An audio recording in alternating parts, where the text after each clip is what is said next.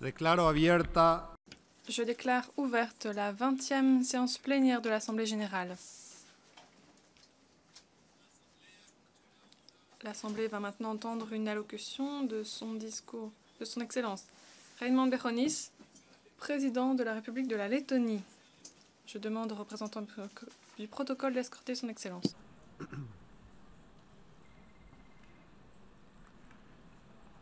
en nombre de la Asamblea General Au nom de l'Assemblée générale, j'ai l'honneur de souhaiter la bienvenue au siège des Nations unies à M. Raimond Béronis, président de la République de la Lettonie. Je l'invite à prendre la parole devant l'Assemblée.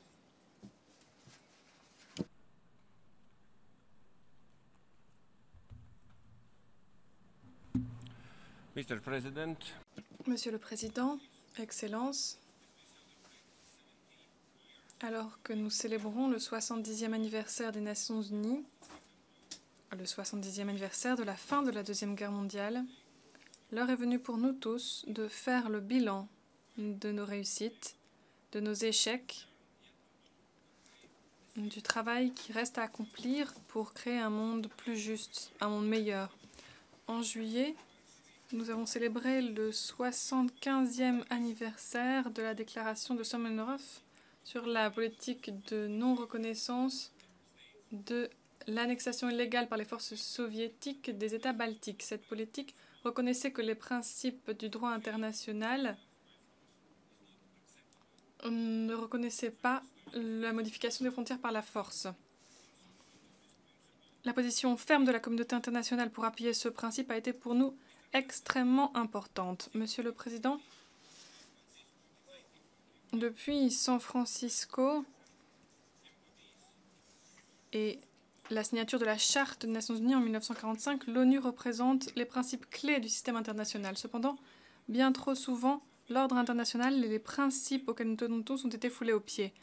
Et l'Organisation des Nations Unies s'est révélée impuissante pour prévenir des conflits, consolider la paix ou empêcher des atrocités. Les échecs du passé doivent devenir des enseignements pour l'avenir. L'ONU et notamment le Conseil de sécurité doivent être à même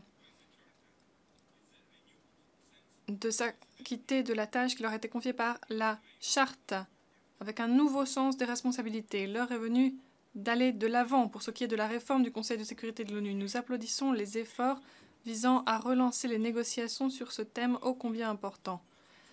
La Lettonie est favorable à l'élargissement du Conseil de sécurité de ces deux catégories de membres. Il faudrait au moins un membre non permanent supplémentaire pour le groupe des États d'Europe orientale. Monsieur le Président, il est crucial que l'ONU agisse vite en cas de situation précaire. Nous sommes favorables à la proposition visant à restreindre de façon volontaire l'utilisation du droit de veto au sein du Conseil de sécurité lorsque l'on traite de situations impliquant des crimes de masse. Nous sommes également favorables à l'adoption d'un code de conduite pour tous les membres du Conseil, pour qu'ils s'engagent à ne pas voter contre des initiatives visant à prévenir ou mettre fin à des crimes de masse.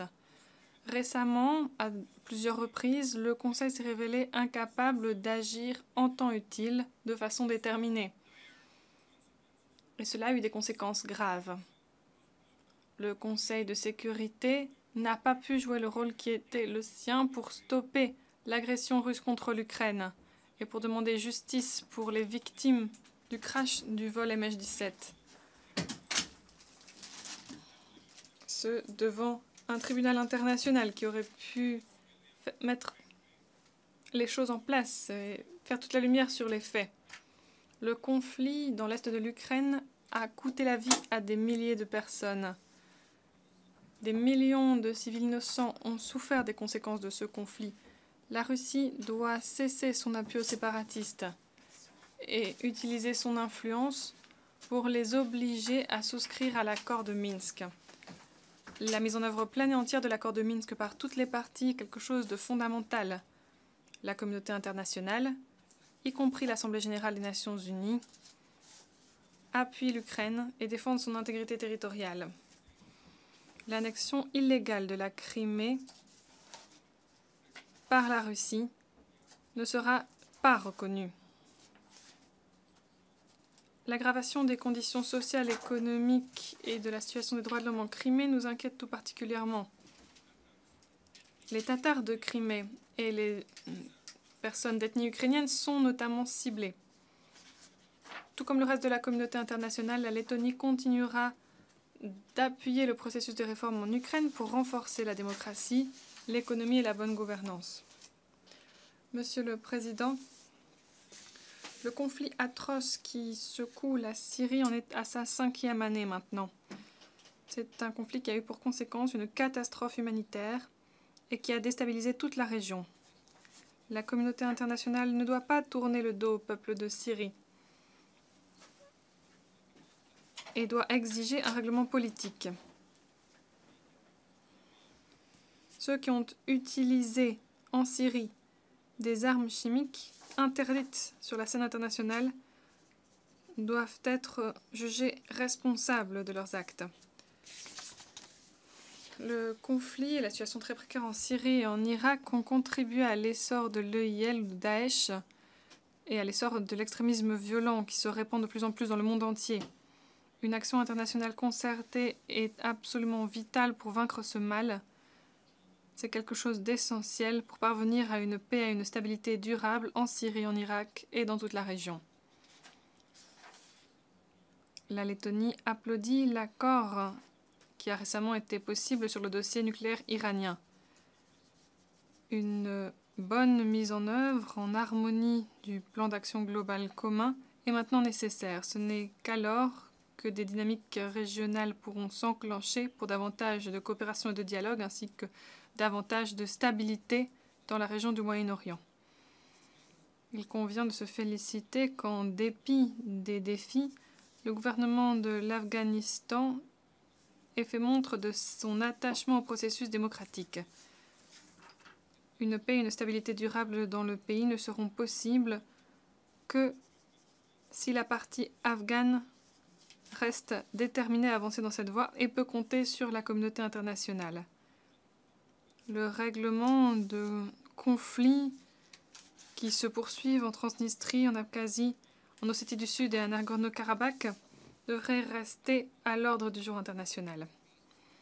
Monsieur le Président, les flux migratoires de plus en plus importants en provenance des pays africains et des pays du Moyen-Orient secoués par des conflits vers l'Europe représentent maintenant l'un des plus grands défis humanitaires de notre époque.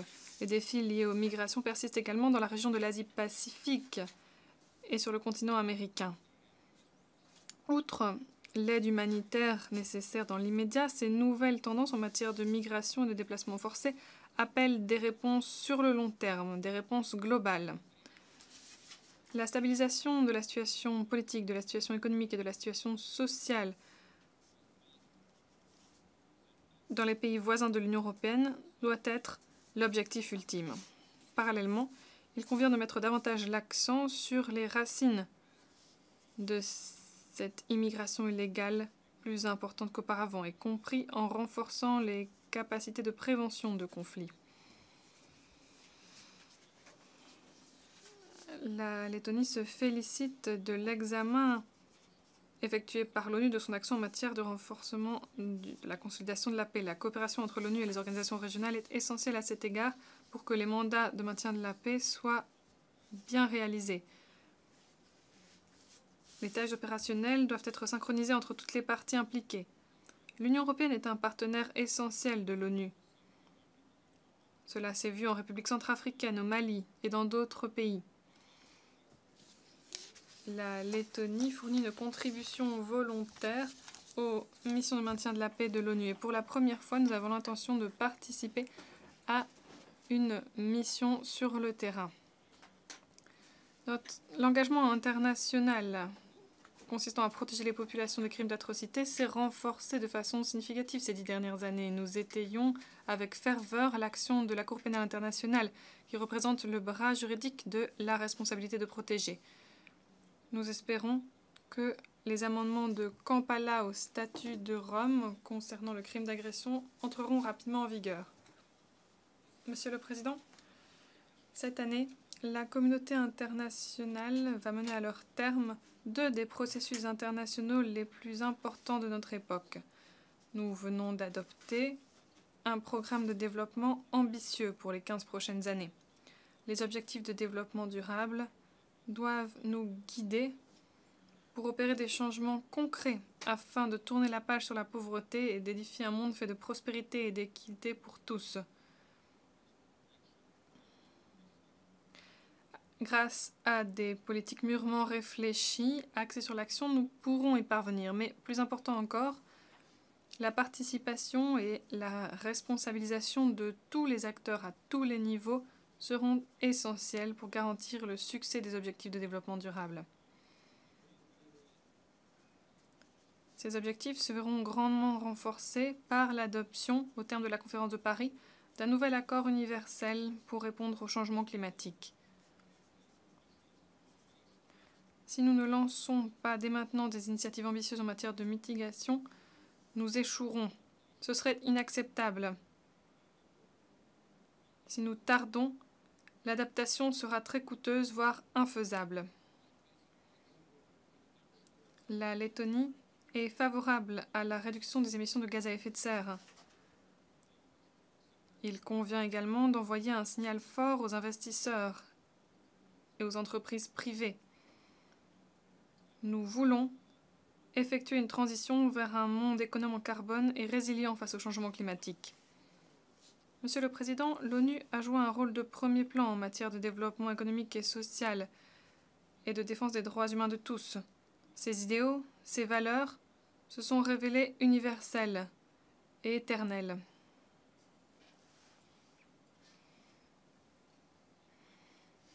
L'ONU continuera d'être une enceinte essentielle pour trouver des solutions aux défis de l'avenir à travers une discussion entre tous les acteurs de la scène internationale, une enceinte permettant de renforcer la confiance entre les acteurs. Parmi toutes les questions devant être abordées, l'on trouve l'évolution rapide de la technologie. L'évolution technologique est une source de progrès, de croissance. Mais dans le même temps, cette évolution très rapide a mis à nu des vulnérabilités et toute une gamme de questions de nature transnationale et cross-sectorielle. Les pays du monde se retrouvent confrontés à un défi de plus en plus redoutable pour contrer les cybermenaces. Les efforts visant à prévenir la mauvaise utilisation ou l'utilisation à mauvais escient des nouvelles technologies par des acteurs étatiques ou non étatiques devraient être des efforts coopératifs internationaux cross-sectoriels impliquant tous les acteurs pertinents. Ce processus ne sera guère aisé. Nous devons garantir le bon équilibre entre la liberté d'expression et l'innovation libre sur Internet et la sécurité nationale, car les inquiétudes légitimes à cet égard doivent être dûment prises en compte. Cette année, l'Assemblée générale des Nations unies va se pencher sur les résultats de la mise en œuvre du sommet mondial sur la société de l'information. Ce processus d'examen, dans le cadre duquel la Lettonie joue un rôle de chef de file, doit être couronné de succès. Il est essentiel qu'il puisse contribuer à la réalisation des objectifs de l'ONU établis dans le programme de développement durable. Monsieur le Président, l'année prochaine, nous allons devoir choisir le nouveau secrétaire général de cette organisation. Le processus de sélection doit être transparent et inclusif. Et ce n'est pas tout. Il est grand temps que le groupe des États d'Europe de l'Est propose le meilleur candidat possible au poste de secrétaire général. C'est le seul groupe régional n'ayant jamais été représenté à cette position. Monsieur le Président, les peuples de nos pays veulent vivre dans un monde sûr, stable, prospère, où les conflits, la faim et les inégalités auraient été abolis. Pour réussir dans la mise en œuvre du nouveau programme de développement, nous avons tous l'obligation d'œuvrer à faire du monde un endroit meilleur. Notre responsabilité consiste à veiller à ce que la voie vers l'avenir soit fondée sur les objectifs cités dans la charte il y a 70 ans et qui restent tout aussi pertinents aujourd'hui, tout comme ils le resteront demain. Merci beaucoup. En nombre de la Asamblea General. Au nom de l'Assemblée générale, je remercie le président de la République de Lettonie pour son allocution. Je vous demande de bien vouloir rester à votre place alors que nous prenons congé du président.